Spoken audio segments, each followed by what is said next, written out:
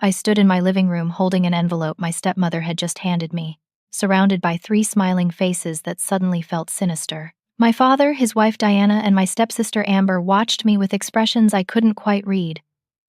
It was my 32nd birthday. I expected a card, maybe a gift certificate. Instead, I pulled out an eviction notice for my own house.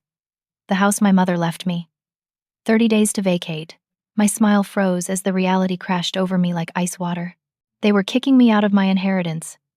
Let me back up so you understand how I ended up here. 5 years ago, my mother died from breast cancer. It was the worst year of my life. Watching her fade away in the bedroom upstairs, the same room where Shed read me stories as a child. Before she passed, she made sure everything was in order. She left me this house, a beautiful craftsman-style home in Portland, Oregon, worth about $800,000. It wasn't just property. It was my childhood, my memories, my foundation. My father took her death hard. For 2 years, he wandered through life like a ghost. I understood. They'd been married for 33 years. Then he met Diana at a grief support group. She seemed kind at first, attentive. She had a daughter named Amber from a previous marriage. Amber was 22 then, working retail and living with Diana in a small apartment across town. When my father remarried, I was happy for him. I truly was. He deserved companionship, someone to ease his loneliness. When he asked if Diana and Amber could move into the house, I didn't hesitate. It was a big house, 4 bedrooms, plenty of space. I was working long shifts as a pediatric nurse at a manual hospital, often pulling 12-hour days. The company seemed nice. I charged them no rent. This was family. That was 3 years ago. My father retired from his job as an accountant shortly after the wedding. Diana didn't work. She said she was focusing on creating a loving home environment. Amber got a job at a salon doing nails but quit after 6 months, claiming the chemicals bothered her. I paid all the utilities. I covered the property taxes, which ran about $7,000 a year. I handled maintenance, repairs, everything. I didn't mind. This was my family home. I wanted to keep it beautiful. Now, standing in that living room with an eviction notice in my trembling hands, I finally asked the question burning in my throat. How is this even possible? This is my house. Diana's smile widened. Shed been waiting for this moment. Well, sweetheart, that's not exactly true anymore. Remember those papers your father had you sign about 6 months ago? For estate planning. My stomach dropped. I did remember. My father had seemed anxious, said it was important to have things organized just in case, Head said. Adding his name to the deed was standard procedure, that it would make things easier if something happened to me. I trusted him completely. He was my father. Why wouldn't I? We've since transferred the house entirely into your father's name, Diana continued, her voice dripping with false sweetness. And we've made a decision. Amber is getting married in 3 months. She and her fiancé Todd need their own space to start their life together. They'll be moving in here. We're giving you 30 days to find somewhere else to live. Though, if you'd like, you can have the guest bedroom, as long as you behave yourself. I looked at my father.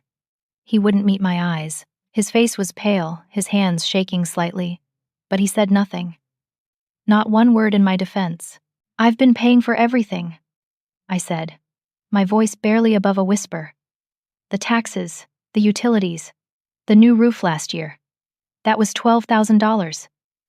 I've invested thousands into this house. Diana laughed, actually laughed. Oh, about that. She pulled another document from her designer purse. This is an invoice for rent. For the past 3 years you've been living here. We calculate you owe us approximately $72,000. Now, we're willing to forgive that debt if you leave quietly.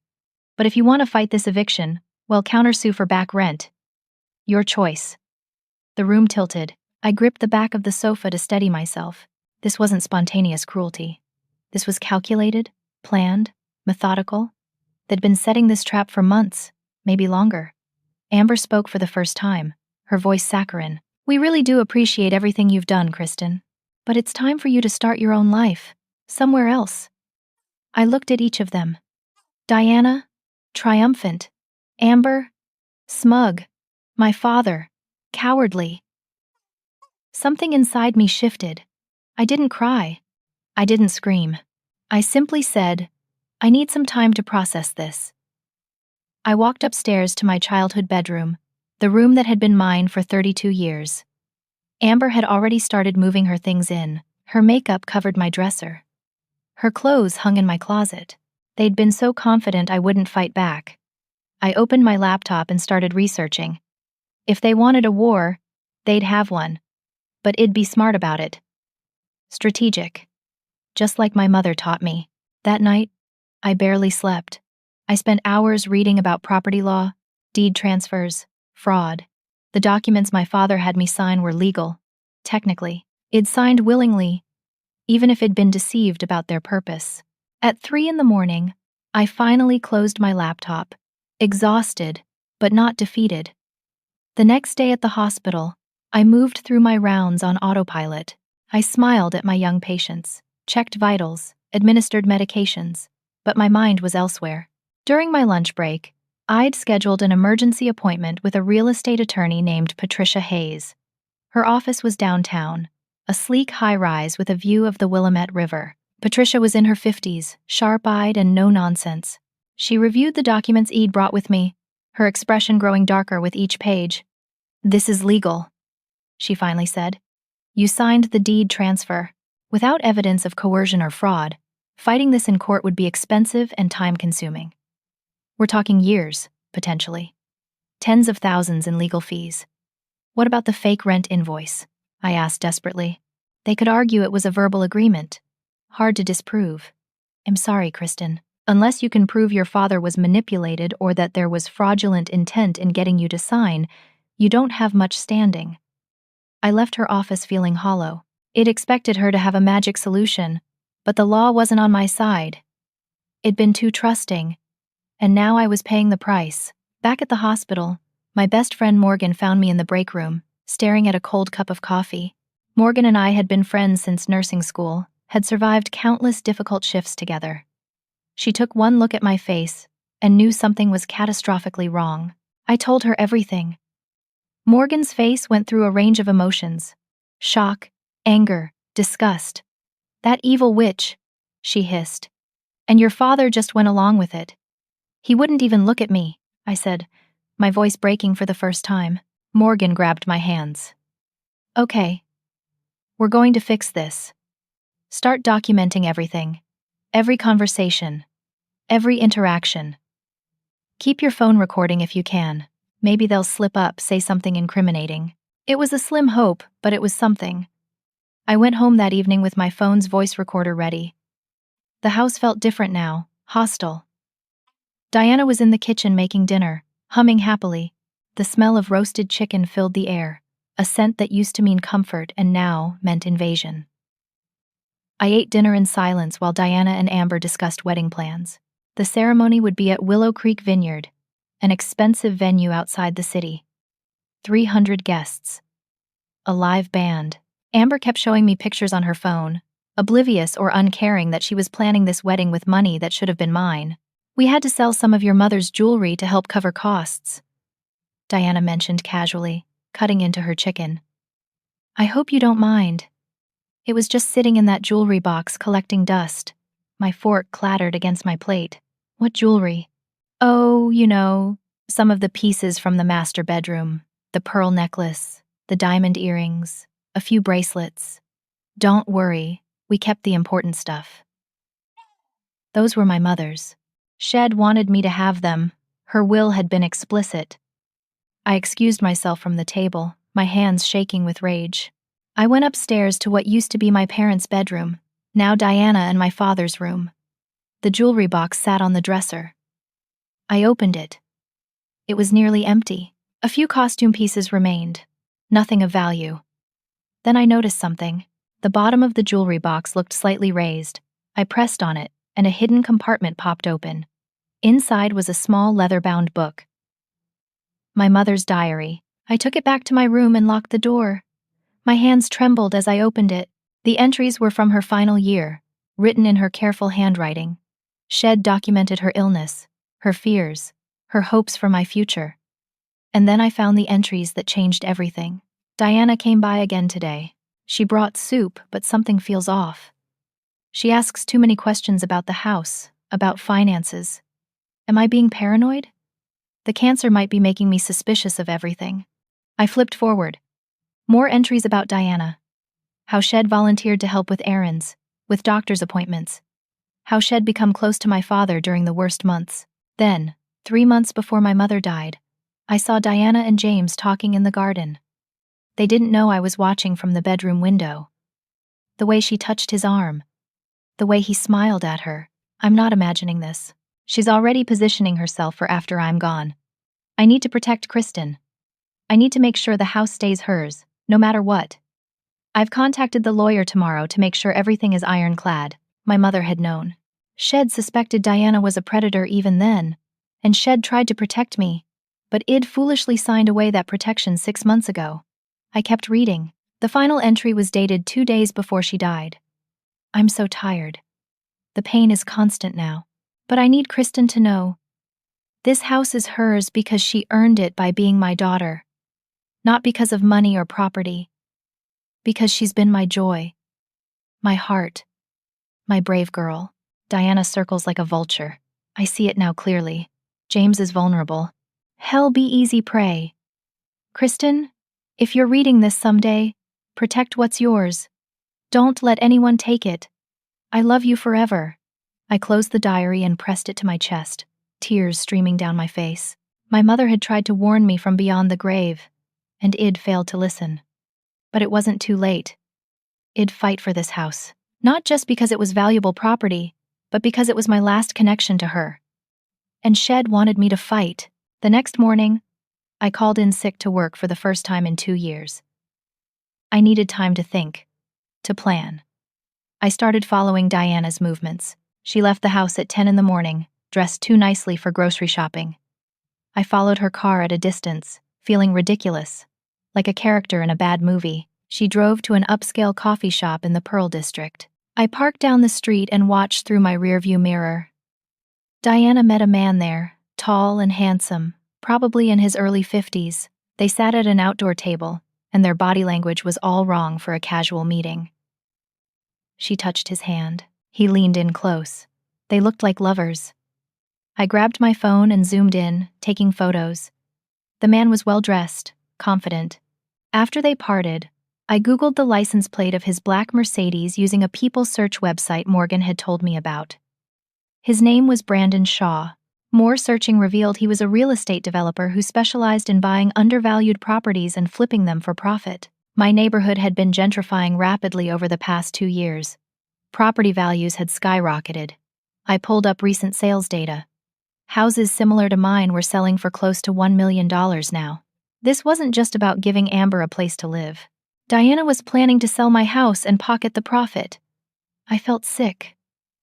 This went so much deeper than I'd imagined. I decided to try reaching my father one more time. I found him alone in the garage that afternoon, organizing his tools. He looked up when I entered, and guilt flashed across his face. Dad, did you know this house is worth almost $1 million now? He shifted uncomfortably. Diana mentioned the neighborhood was doing well. Is that why you're doing this? For the money. It's not about money, Kristen. It's about fairness. Diana helped me through the darkest time of my life.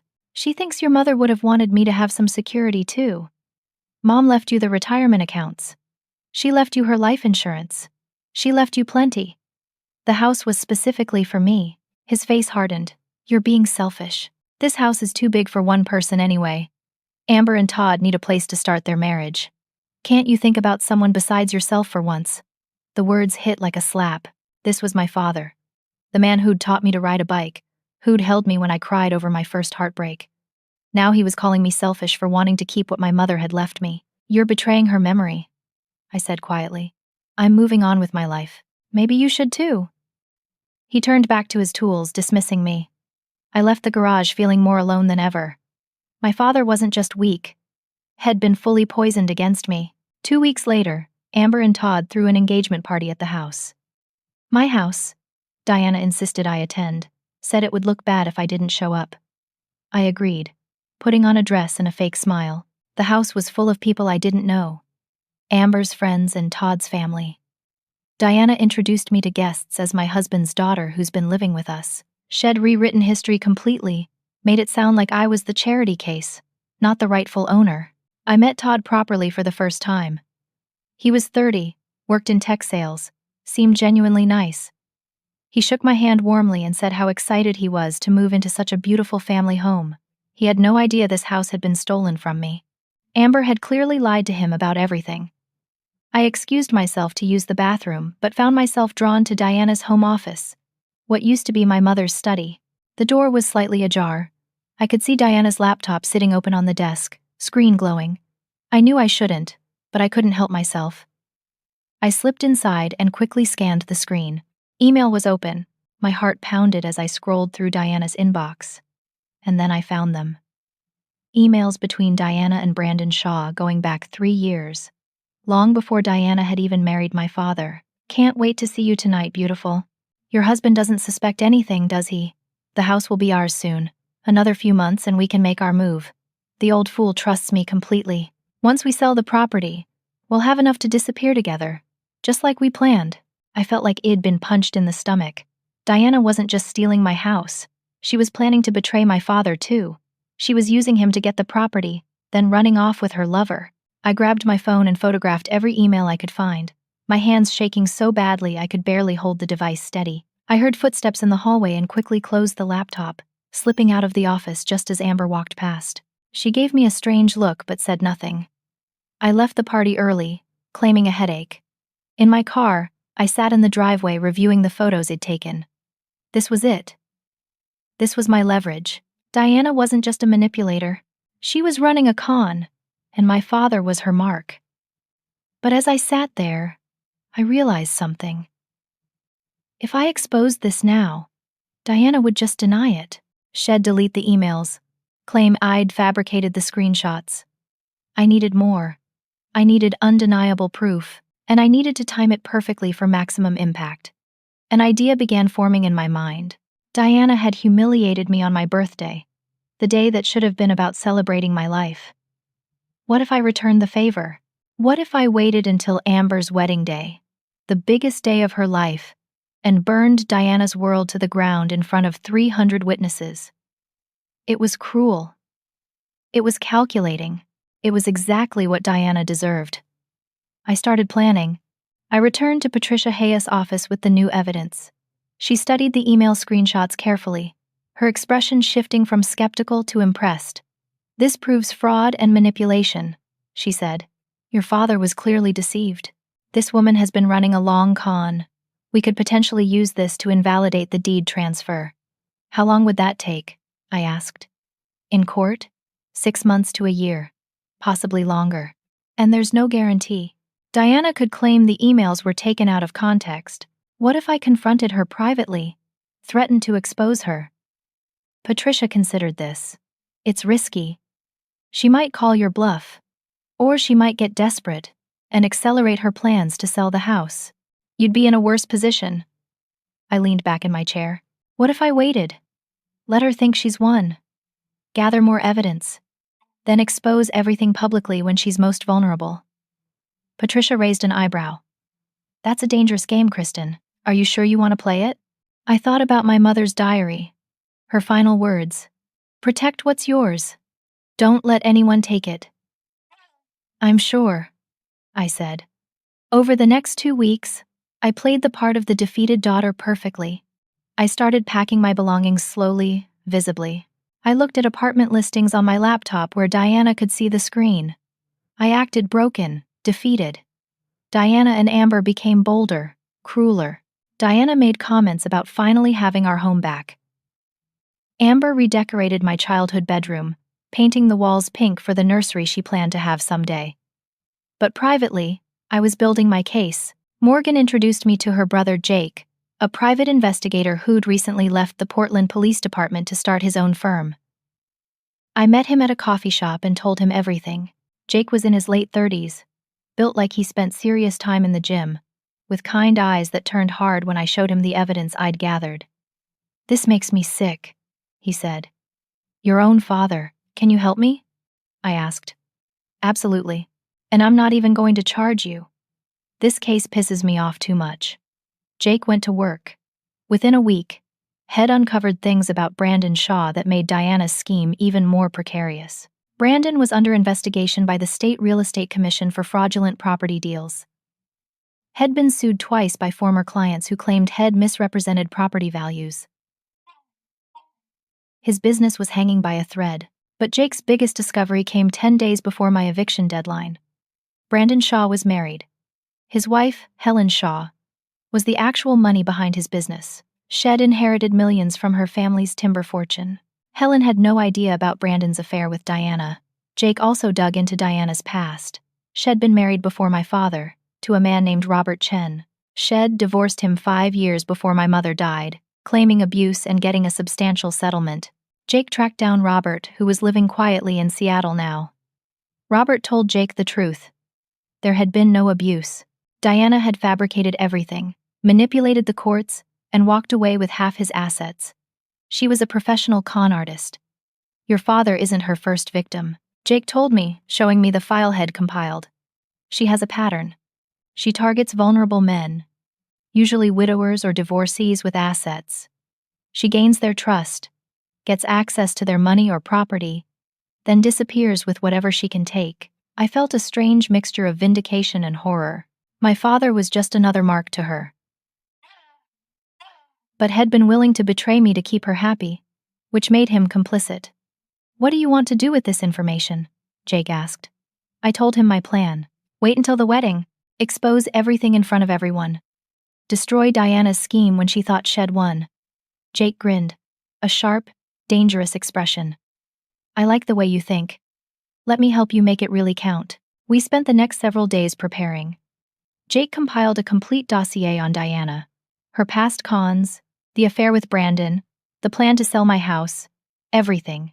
He created a presentation, a slideshow with photos, emails, financial records, all laid out in damning detail. Jake also contacted Helen Shaw anonymously, sending her selected emails between Brandon and Diana. Helen called the number Jake had provided, her voice shaking with fury and pain. Is this real? She asked. Every word. Jake confirmed. I'm sorry to be the one to tell you. Thank you, Helen said. I'm filing for divorce immediately. And I'm cutting him off financially. He won't see another cent of my money. That phone call collapsed Diana's entire escape plan. Without Helen's money, Brandon was nothing. But Diana didn't know that yet. 3 days before the wedding, I attended the final bridesmaid luncheon at an expensive restaurant downtown. Amber glowed with happiness, completely oblivious to the storm about to hit. Diana held court at the head of the table, gracious and charming, the perfect mother of the bride. They discussed the house renovations they were planning. New kitchen, updated bathrooms, modern fixtures. Diana mentioned casually that Shed already contacted a realtor, planned to list the house in 6 months. Well, tell James it's necessary for retirement, Diana said, winking at Amber. He'll believe anything I tell him at this point. I smiled and nodded, playing my part. Inside, I was counting down the hours until I destroyed her. The night before the wedding, I attended the rehearsal dinner at an expensive Italian restaurant. Todd's family was there, warm and welcoming people who treated me kindly. I felt genuinely sorry for Todd. He was marrying into a family built on lies, and he had no idea. During dinner, Diana gave a speech about family and new beginnings. She thanked me for being so understanding about the living arrangements, making it sound like I'd chosen to leave. My father sat beside her, looking uncomfortable but staying silent. I excused myself early, claiming an early morning shift at the hospital. It was a lie, but no one questioned it. That night, I met with Jake and Morgan one final time. We reviewed the plan. Jake had befriended the AV technician at Willow Creek Vineyard, paid him $500 to let us access the presentation equipment. During the reception toasts, Wed hijacked the screen and show everyone exactly who Diana really was. Are you sure about this? Morgan asked me. Once you do this, there's no going back. Your relationship with Amber, with your father, it'll all be damaged, maybe permanently. I thought about it, really thought about it. Then I remembered my mother's diary. Protect what's yours. I'm sure, I said. The morning of the wedding, I woke to a text from my father. Can we talk before the wedding? I need to tell you something important. We met at a diner near the house. My father looked terrible, like he hadn't slept. He ordered coffee but didn't touch it. I've been a coward, he said without preamble. Diana has been manipulating me from the beginning. I see it now. Last night I overheard her on the phone with someone, talking about selling the house and leaving me. I confronted her, and she laughed at me, called me a fool. Too little, too late, I thought. But I let him continue. I know about the eviction notice. I knew the day she gave it to you. I should have stopped it then, but I was too ashamed. It already signed away your house. I thought if I just went along with everything, maybe she'd actually love me. But she never did. I was just a means to an end. He broke down then, crying openly in the booth. Part of me felt sorry for him, but a larger part stayed cold, remembering how Head called me selfish, how Head chosen Diana over me again and again. Can you forgive me? He asked. Can you help me stop this wedding? I don't want Amber to marry Todd under these circumstances. Everything is built on lies. I looked at my father, really looked at him. He was weak, broken, pathetic, but he was still my father, and he was finally seeing the truth. It's too late to stop the wedding, I said. But it's not too late to expose the truth. I know everything, Dad, about Diana's past, about Brandon Shaw, about all of it. And I'm going to tell everyone today at the reception. My father's eyes widened. You can't. The humiliation will be exactly what she deserves. The question is, will you stand with me when I do it? Will you finally choose me over her? He stared at his untouched coffee for a long moment. Then he nodded. Yes, I'll stand with you. It's the least I can do. I didn't fully trust him, but I didn't need to. I had all the evidence I needed. Whether he helped or not, Diana was going down today. Willow Creek Vineyard was stunning under the September sun, rolling hills covered in grapevines, a rustic barn converted into an elegant event space, gardens full of late summer flowers. 300 guests filled the white chairs set up for the ceremony. I stood in my pale blue bridesmaid dress, one of 5 attendants, and watched Amber walk down the aisle on my father's arm. She looked beautiful, I had to admit. Her dress was elegant, her makeup perfect. Todd waited at the altar with genuine love in his eyes. For a moment, I almost felt bad about what was coming. Almost. The ceremony was traditional, sweet. Amber and Todd exchanged vows they'd written themselves. She promised to love him forever, to build a life together, to be his partner. The irony wasn't lost on me. Their marriage was starting with lies, built on stolen property and deception. When the officiant pronounced them husband and wife, everyone applauded. I clapped along, my face arranged in a smile that didn't reach my eyes. The cocktail hour passed in a blur. I made small talk with guests, sipped champagne I couldn't taste, waited. Morgan arrived during cocktails, gave me a subtle nod. Jake texted, AV system ready? Give me the signal. The reception began at 6. The barn was decorated beautifully, string lights hanging from the rafters, tables set with cream linens and gold accents. Dinner was served, herb-crusted salmon, roasted vegetables, artisan bread. I pushed food around my plate, my stomach too tight to eat. Diana was radiant in her expensive mother-of-the-bride dress, a champagne-colored gown that probably cost $3,000. Money from selling my mother's jewelry, no doubt. She floated from table to table, accepting compliments, basking in the attention. My father sat at the head table, quiet and pale. Head barely touched his food either. Our eyes met once across the room, and he gave me a small nod. He was ready. After dinner, the DJ announced it was time for toasts. The best man went first, Todd's college roommate, telling funny stories about their fraternity days. Everyone laughed. The maid of honor followed, Amber's friend from high school, giving a sweet speech about their friendship. Then Diana stood up. She took the microphone from the DJ, her smile wide and perfect. I want to thank everyone for being here today to celebrate this beautiful union, she began. Amber has been my greatest joy, my pride. Watching her find love with Todd has been one of the highlights of my life. She paused for effect, looking around the room. Todd, welcome to our family. We've made room in our home and in our hearts for you and Amber. Together, you'll build something beautiful." She looked directly at me when she said made room in our home. It was a deliberate jab, a reminder that I'd been displaced, a final twist of the knife. Guests applauded, oblivious to the cruelty in her words. Diana handed the microphone back to the DJ and sat down, looking triumphant. I stood up. My legs felt shaky, but my resolve was iron. "Actually," I said, my voice carrying across the barn, "I'd like to say a few words too, if that's okay." Diana's smile tightened. She couldn't refuse without looking petty. I walked to the front of the room, took the microphone. 300 faces looked at me expectantly. I saw Todd's parents, kind people who'd welcomed me warmly. I saw Amber's friends, excited for her happiness. I saw my father, gripping his napkin so hard his knuckles were white. I took a breath and began. "Thank you all for being here today. Amber, you look absolutely beautiful. Todd, you seem like a wonderful man, and I hope you find happiness." I paused. I've known Amber for 4 years now, since Diana married my father, and I've learned so much about family in that time, about what family really means, and about what happens when trust is broken. I could feel the mood in the room shift slightly. People weren't sure where this was going. I signaled Jake.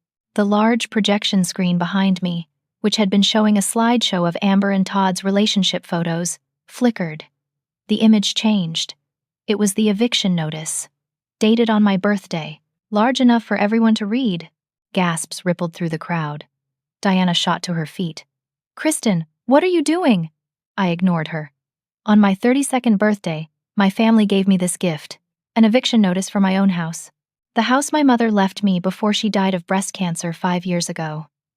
The next slide appeared. The original deed, showing my mother's will leaving the house to me. My mother wanted me to have this house. It was my inheritance, my security, my home.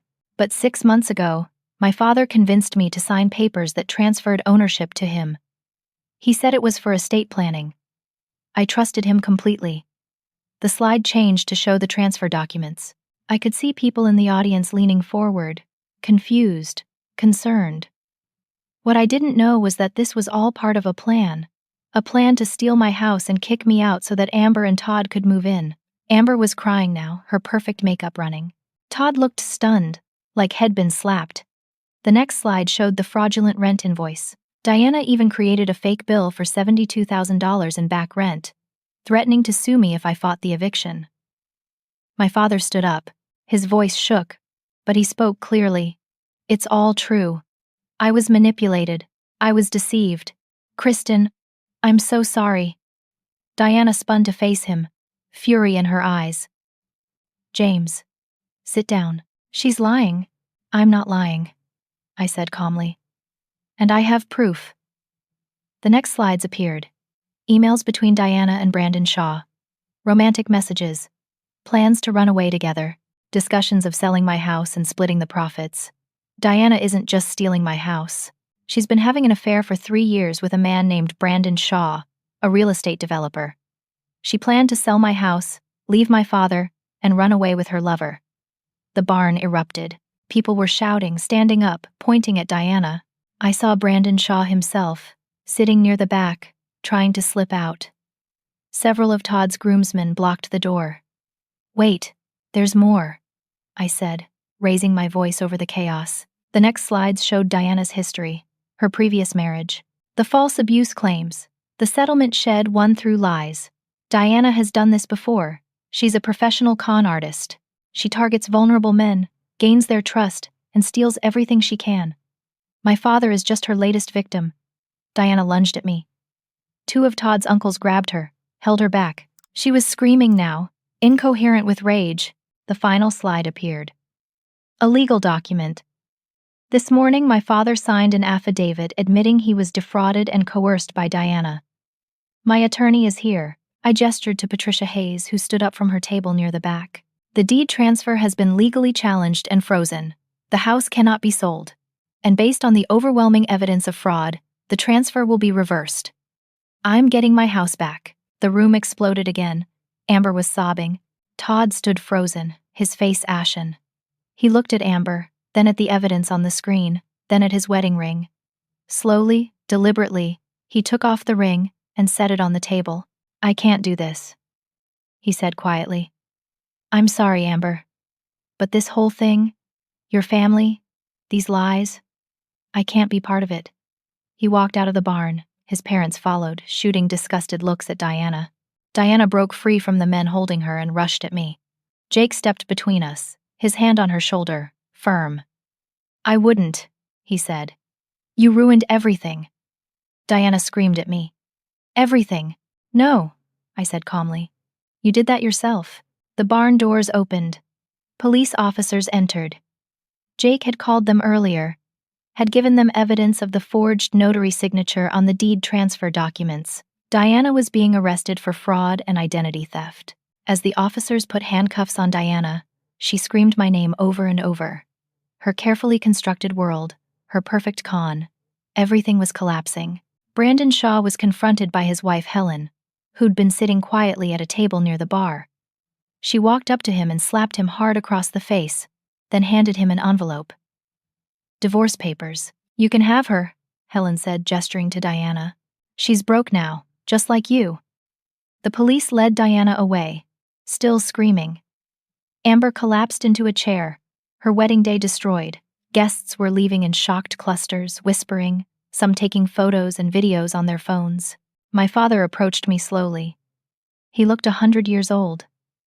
"Can you ever forgive me?" he asked. I looked at him for a long moment. "I don't know, Dad. I honestly don't know." But for the first time in months, I felt like I could breathe again. The weight on my chest had lifted. Id fought back, and Id won. The week after the wedding was surreal. The story made local news. "Woman exposes stepmother's con at wedding," read one headline. My phone rang constantly with reporters wanting interviews. I declined them all. Diana was in jail awaiting trial, unable to make bail. The charges were serious: multiple counts of fraud, identity theft for the forged notary signature, and conspiracy to commit wire fraud related to the planned house sale. Her public defender told the press she was looking at 4 to 6 years in prison. Brandon Shaw was also facing charges. His real estate license had been suspended pending investigation. His wife Helen followed through on the divorce, cutting him off completely from her family money. He was financially ruined. Amber moved in with a friend, a small apartment near the university. She hadn't spoken to Diana since the wedding. She called me once, 3 days after everything imploded. "I need you to know, I didn't know," she said, her voice raw from crying. "About the house, about how Mom got it, any of it. She told me you were moving out voluntarily, that you wanted to start fresh somewhere else." I believed her. Part of me wanted to be cruel, to tell her she should have asked questions, but I heard the genuine devastation in her voice. "I believe you," I said finally. "Todd won't talk to me. The marriage is being annulled. My friends all think I'm part of Mom's scheme. My life is completely destroyed. I'm sorry," I said. And surprisingly, I meant it. Amber was immature and spoiled, but she'd also been manipulated by Diana her entire life. "What do I do now?" she asked, sounding lost and very young. "You start over. You get therapy. You learn to stand on your own without your mother controlling everything. It won't be easy, but you can do it." She thanked me, her voice breaking, and hung up. I moved back into my house fully. The first thing I did was clear out all of Diana and Amber's belongings, donate most of it. I reclaimed my childhood bedroom, painted it a soft gray, bought new furniture. I turned my parents' old room, the master bedroom, into my new bedroom. But first I completely redecorated. I needed to make it mine, not a shrine to the past. My relationship with my father was complicated. Head signed over the house back to me immediately. No fight, no conditions. Head moved into a small apartment downtown, started seeing a therapist 3 times a week. We met for coffee 2 weeks after the wedding. He looked thinner, older, but also clearer somehow, like a fog had lifted. "I kept asking myself how I let it happen," he said, stirring sugar into his coffee. "How I let her poison me against you. The daughter I raised, loved more than anything. Grief made you vulnerable," I said. "She exploited that. That's what my therapist says. Classic manipulation tactics. She isolated me from my friends, made me dependent on her emotionally, convinced me that you were the problem. He looked up at me, tears in his eyes. But I still made the choice. Every time you tried to talk to me, every time you questioned what was happening, I chose her over you. That's on me. I didn't argue. It was the truth. Can we try again? He asked, slowly. I know I don't deserve it, but you're all I have left. And I want to be the father you deserve, even if it's too late. I thought about my mother's diary, her warning about Diana, but also her love for my father, the 3 decades they'd spent together before Diana came along. We can try, I said. But it'll take time. And there have to be boundaries. You can't live in the house. That's mine. We can have dinner once a month. We can do therapy together. But you have to prove I can trust you again. He nodded eagerly. Whatever it takes. I'll spend the rest of my life making this up to you if you'll let me. It was a start. Not forgiveness, not yet, but a possibility of healing. Morgan threw me a Reclaiming Your Life party a month after everything settled. Just close friends, pizza and wine in my living room. The house felt different now. Lighter. It replaced the dining room table where Diana had served me the eviction notice. It hung new art on the walls. I was slowly making it fully mine.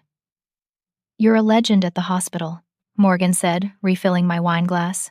Everyone's talking about how you took down the evil stepmother. I just wanted my house back, I said. You got a lot more than that. You got justice.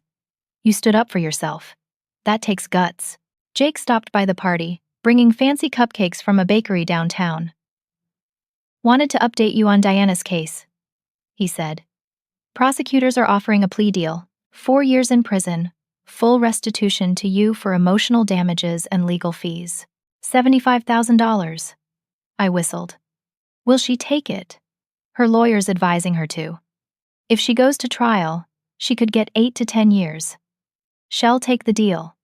4 years. It seemed both like a lot and not enough, but it was accountability. It was consequences. Diana would lose years of her life, just like Shed tried to take mine. 3 months after the wedding that never was, the legal resolution was finalized. Diana pleaded guilty to all charges. In addition to her prison sentence, she was ordered to pay me $75,000 in restitution. I knew I'd probably never see most of that money, but it was the principle that mattered. The house was fully mine again. I had the locks changed, updated the security system, made it fortress against future invasions. I planted a garden in the backyard. Roses and lavender. My mother's favorite flowers. I hosted a small memorial gathering on what would have been her 60th birthday.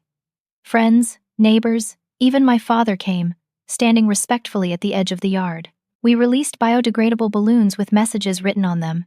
Mine said simply, I protected what was mine. You'd be proud. I was learning to set boundaries in all areas of my life. I'd spent so long being accommodating, trying to keep everyone happy, that I'd lost myself. No more. I said no to extra shifts at work when I needed rest. I stopped answering calls from family members who only contacted me when they needed something. I started dating again, cautiously. Morgan set me up with her friend Andrew, a middle school teacher who was kind and funny and had no hidden agendas. We took things slow, coffee dates and long walks, building trust brick by brick. I told him about Diana early on, needing him to understand why I was so guarded. That's horrible, Head said, genuine anger in his voice. I'm glad you fought back. So am I, Id replied, and I meant it. 6 months after the wedding, my father and I were having regular dinners. Once a month, like Id mandated. We were also doing family therapy together, working through decades of complicated dynamics. It was hard, painful work. He cried a lot in those sessions, confronting the ways Head failed me. But slowly, carefully, we were rebuilding something. Not what Wed had before. That was gone, broken beyond repair, but something new, built on honesty and clear boundaries. He'd never live in my house again, but he could visit. We could share holidays. We could be family again, in a healthier way. Amber surprised me 6 months post-wedding by getting accepted to a community college. She was studying nursing. Of all things, inspired by my career, she'd gotten a job as a barista to pay tuition, was living frugally in a shared apartment. She looked different when I ran into her at a coffee shop near the hospital. Thinner, tired, but also more grounded somehow. "I'm learning to take care of myself," she told me. "Mom always handled everything. I never had to be responsible for anything. Now I'm learning what I'm actually capable of." "How's that going?" I asked. She smiled ruefully. "It's hard, really hard, but also kind of empowering. Like I'm paying my own rent, buying my own groceries, making my own decisions. I've never done that before." "I'm proud of you," I said. And surprisingly, I was. We weren't friends. Probably never would be. But we'd reached a kind of peace. The house that had been the center of so much conflict became my sanctuary. I'd feared it would always feel tainted by what happened. But the opposite was true. Every room I reclaimed, every memory I created, pushed out the darkness Diana had brought. I started hosting book club meetings in my living room. I had friends over for dinner parties. I adopted a rescue dog, a golden retriever mix named Sunny, who filled the house with joy and chaos. I was building a life that was fully, completely mine. 1 year after my disastrous birthday, I threw myself a party. A real one. With friends and laughter, and a cake with 33 candles. Morgan gave a toast. To Kristen, who taught us all that you can fight back against injustice and win. Who proved that being kind doesn't mean being a doormat. Who protected what was hers and came out stronger on the other side. Everyone raised their glasses. I looked around my living room, at the people who truly loved me, in the house that was finally, undeniably mine. I'd started the year thinking I'd lost everything. I ended it having gained something more valuable. My dignity, my strength, and the knowledge that I could fight for myself and win. It's been 2 years now since that terrible birthday, and sometimes I still can't believe how much has changed. I'm sitting on my front porch on a warm spring evening, watching Sunny chase butterflies in the garden I planted where my mother's roses bloom. The house behind me is fully mine in every sense. The mortgage is paid off, thanks to a promotion at work and some smart investments. Every room reflects who I am now, not who I was or who anyone else wanted me to be. My relationship with my father has continued to slowly heal. We have dinner twice a month now instead of once. We've graduated from stiff, formal conversations to actually enjoying each other's company. He's a different man than he was during the Diana years. Therapy has helped him understand how grief made him vulnerable, how he abandoned his own judgment and values. He's still working on forgiving himself. He's still working on fully trusting him again. But we're both trying, and that counts for something. Last month, he brought me a box of my mother's things he'd kept in storage. Photos, letters, small mementos. We spent an afternoon going through them together, crying and laughing, remembering her as she actually was. Not the saint I'd built up in my mind, but a real woman who loved us both fiercely. "She'd be proud of you," he said, holding a photo of my mother in her garden. Probably taken 20 years ago. "The way you fought for what was right. The way you didn't let them destroy you." "She tried to warn me," I said, thinking of her diary. "In her own way, she prepared me.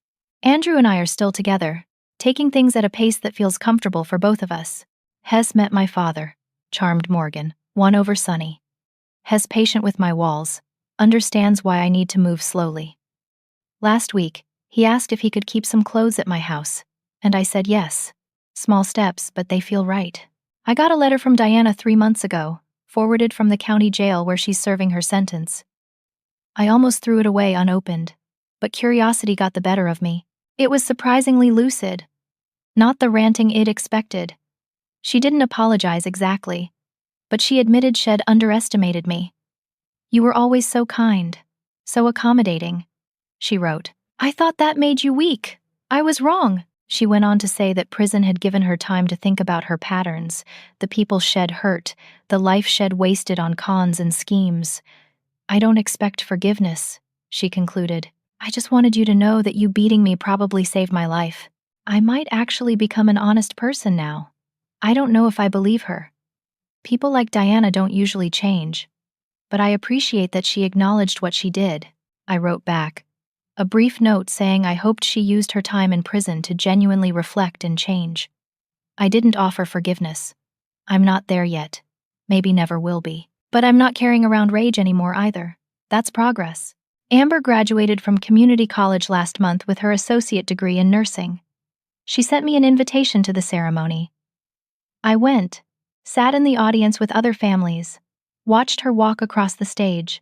She looked proud, healthy, like a completely different person than the spoiled girl who'd moved into my house 4 years ago. Afterward, we got coffee. I start my job at the children's hospital next month, she told me, her eyes bright. Pediatric unit. I know it's where you work, but it's a big hospital. We probably won't see each other much. I think it's great, I said honestly. You'll be good at it. You're patient with kids. She smiled. I learned from watching you, actually. At family dinners, years ago, you'd talk about your patients. The way you cared about them, fought for them. It stuck with me. It was the closest we'd come to addressing everything that happened. We didn't rehash the wedding, the betrayal, any of it. But there was an understanding between us. We'd both survived Diana's toxicity and come out the other side. The house itself has become more than just property to me.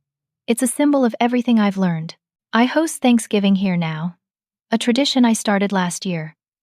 My father comes, Morgan and her family, Andrew, a few close friends from work. We fill the dining room with laughter and food and warmth. I look around the table and feel wealthy in ways that have nothing to do with real estate values. I've learned so much from this experience. About trust and boundaries. About the difference between kindness and being a doormat. About standing up for yourself even when it's terrifying. About strategic patience. About picking your battles. About knowing when to fight and how to win. My mother wrote in her diary that this house was mine because I earned it by being her daughter. But I've learned that I had to earn it a second time by being willing to fight for it. Not with violence or cruelty, but with intelligence and courage and the refusal to be destroyed. I've also learned that family is complicated. My father failed me profoundly, but he's also trying to make amends. That doesn't erase what he did, but it creates space for something new. Forgiveness doesn't mean forgetting or excusing. It means releasing the hold that anger has on your heart so you can move forward. The biggest lesson, though, is about my own strength. I grew up thinking I had to be nice, accommodating, that making waves was wrong. Diana counted on that. She weaponized my own kindness against me. Learning that I could be both kind and fierce, both loving and uncompromising, transformed me. I work with young women now through a local nonprofit, sharing my story in workshops about financial literacy and protecting yourself from fraud. I teach them to read contracts before signing, to trust their instincts when something feels wrong, to document everything. I tell them that being strong doesn't mean being mean. It means having boundaries and enforcing them. Last week, a young woman approached me after one of these workshops, tears in her eyes. My boyfriend's mother is trying to get me to sign over my inheritance, she said. I thought I was being paranoid for questioning it, but after hearing your story, I'm going to talk to a lawyer first. Good, I told her. Protect what's yours. Don't let anyone make you feel guilty for that. She hugged me, thanked me, left looking determined. That moment, helping someone avoid what I went through, gave me more satisfaction than any revenge ever could. People sometimes ask me if I regret how I handled things, if exposing Diana at the wedding was too cruel, too public. I've thought about this a lot. Could I have handled it differently? Probably. Could I have been more private, less dramatic? Sure. But Diana humiliated me publicly on my birthday, in front of my family. She planned to steal everything my mother left me and didn't care who she hurt in the process. She was a predator who'd done this before and would have done it again. Sometimes public exposure is the only thing that stops people like that. Do I feel bad that Amber's wedding was destroyed? Yes and no. Todd deserved to know who he was marrying into. He deserved the truth before legally binding himself to that family. The wedding was built on lies from the foundation. Better it collapsed before the marriage was fully legal than after. As for my father, exposing Diana's affair and con publicly was painful for him, but it also freed him. He was trapped in her web, convinced he owed her everything, that I was the selfish one. The public revelation broke her hold on him completely. Sometimes the truth needs to be dramatic to cut through years of manipulation. I'm sitting here on my porch, 2 years later, at peace in a way I never was before all of this happened. The house is quiet except for Sunny's gentle snoring at my feet. The garden smells like roses and earth and summer coming. I'm healthy, employed, loved. I have my home, my dignity, my future. On my birthday this year, I celebrated surrounded by real family, the kind you choose. Morgan brought champagne. Andrew made me breakfast in bed. My father sent flowers with a card that said simply, "Proud of you. Love, Dad." Even Amber texted a birthday wish. Casual and kind. No eviction notices. No betrayals. Just love and respect and the life I've built for myself. If I could go back and tell my 32-year-old self, standing in that living room holding that eviction notice with her world falling apart, what would I say? I'd tell her this. You're about to go through something terrible. You're going to feel betrayed and lost and powerless. But you're stronger than you know. You're your mother's daughter, and she raised you to fight for what's right. Trust yourself. Document everything. Be patient. Be strategic. And when the moment comes, be fierce. I'd tell her that 2 years from now, she'll be sitting on her front porch in the house she saved, watching flowers bloom in her mother's garden, with a dog at her feet, and love in her life and peace in her heart. I'd tell her the pain is temporary, but the strength she's about to discover is permanent. Most importantly, I'd tell her that when someone shows you who they really are, believe them. But also remember who you are. You don't have to accept mistreatment to be kind. You don't have to give away what's yours to be loving. You can fight back with intelligence and strategy and still be a good person. Justice isn't always fast, but it's worth fighting for. Your mother left you more than a house. She left you the strength to defend what's yours. And in the end, that strength will save you. I learned that trust is precious, but boundaries are essential. Family isn't just about blood. It's about respect, loyalty, honesty. When you're wronged, don't just get angry. Get smart. Protect what's yours without apology. And never ever let anyone make you small. So here's what I want to know from you. Have you ever had to fight for something that was rightfully yours? Maybe not a house, but your dignity, your career, a relationship, your peace of mind? How did you find the strength to stand up for yourself? I'd love to hear your stories in the comments below. Your experience might help someone else who's going through their own battle right now.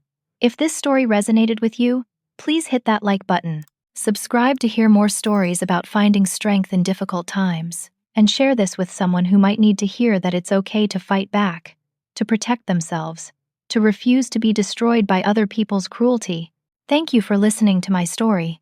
Thank you for being here. I hope wherever you are in your own journey, you remember that you deserve respect, you deserve honesty, and you deserve to protect what's yours. Stay strong, set boundaries, and never forget that being kind doesn't mean being weak. Until next time, take care of yourselves and each other.